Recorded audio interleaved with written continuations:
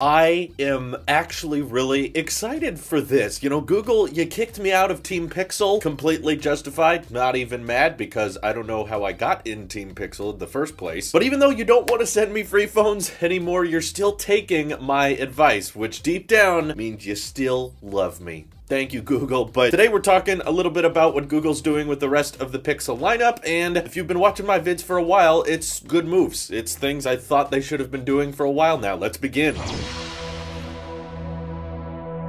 So before we get into the Pixel 5, which a lot of people seem to have forgot exists, let's briefly talk about the Pixel 4a again, which is still not launched. It's funny though, because when the iPhone SE came out, there were a lot of comments on my videos about how a lot of people thought the Pixel 4a was a better deal. That made me believe it was out, just because so many people were comparing it to the 4a. It's still not out. You know, I've seen pictures of it, I've seen specs for it, I've seen advertisements for it somehow, and yet at the same time, it's not been announced. It's been pushed back several times. Apparently now it's not going to get launched until mid-July? Why are they waiting so long? I don't know, but either way, the rumored price point of the Pixel 4a I think is extremely competitive because more recent reports are saying it's going to start at $350. I think that's a real good deal for what you're getting. I mean, the CPU obviously is not going to be great. It's only going to have one camera. The battery life probably won't be great. You likely won't be getting things like water resistance or wireless charging, but it's kind of the polar opposite of the iPhone SE. Instead of dumbing down the display and just focusing on the CPU, software support, wireless charging, water resistance, Google's kind of prioritizing everything the SE did not prioritize while still coming in at a lower starting price. So I don't even think the markets compete that much because it really will just come down to iOS versus Android for most people. But the display on the 4a looks like the best display on any Pixel phone almost ever, just looking at years past with notches and bezels and chins, and I think the Pixel 4a will be a hot seller once it finally launches in July. But $350, if that price point is accurate, I think a lot of people are going to buy that because I'm sure the computational side of its photography is still going to wow everyone with their portrait mode and their super accurate colors and everything. It's not a phone for me, but I think a lot of people will enjoy it. So good on you, Google. I think a lot of people are going to be happy about that. And now let's talk about the Pixel 5, which appears to not be doing what previous Pixel flagships have been doing. So thanks to some early developer code, a lot of people have been reporting that the Pixel 5 this year will not be rocking the Snapdragon 865, which is kind of the default. Everyone expects your flagship from Android to be rocking the highest performing chip, the 865, because that's what the OnePlus has, that's what Samsung has. Sounds like Google might be opting out of the flagship market this year, which is what I've been saying they should be doing ever since the Pixel 3a launched, and I reviewed that thing. I thought it was pretty good. For the price, you know, you get what you pay for, but if Google's saying, you know what, we can't really compete with the iPhone and Samsung and OnePlus, maybe we should just prioritize on making more affordable hardware. Yes, Google, this is where you shine. You know, it's the Google Home Mini that does well, not the Google Home Max. It's the Pixel 3a that everyone loved, not the Pixel 3. So hearing this makes me very excited. Now, we got an early design leak from Front Page Tech of the triple camera setup on the Pixel 5, but that was a long time ago, and I'm pretty sure it's not going to end up looking like that. But I think just if they're able to rock a triple camera setup, and okay, they rock a Snapdragon 765 instead of 865, that's leading a lot of people to believe it could be around $100 cheaper than what the Pixel 4 started at. And my favorite part of the news, they're ditching the Soli radar chip. Oh my god, who could have saw that coming? The gimmicky, finicky air gestures that everyone was convinced was going to be way better than Samsung's air gestures for some reason, and then it didn't end up being that way at all. It was just a stupid decision that resulted in the phone not being able to be sold in many markets because of the radio frequencies that Soli chip used. Yeah, horrible idea on multitudes of levels. They're ditching that with the Pixel 5. Hallelujah. Thank you, Google. I'm hoping that means that they can shrink down the bezels on the Pixel 5 a little bit more, and especially if you're shipping a phone like the Pixel 4a, you need your higher priced, higher tier. It's not flagship necessarily, but your more expensive phone should look better than the Pixel 4a, or at least as good, because if you're doing that camera hole punch out on your $350 phone, I think people are going to expect that on the Pixel 5 as well. But I guess it kind of depends on if Google wants to keep around their fancy face unlock. They might go in favor of ultrasonic fingerprint readers or a dumbed down face unlock like Samsung has, maybe a combination of the two or something like that. But if the Pixel 5 starts out at $700 this year, I think that